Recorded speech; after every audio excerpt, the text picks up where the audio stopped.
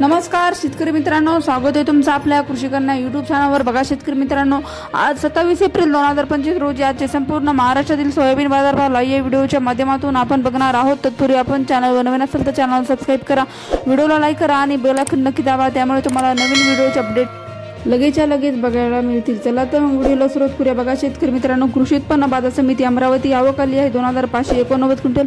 किमान दर 4100 रुपये, कमाल दर 4280 रुपये, सर्वसाधारण दर 4190 रुपये।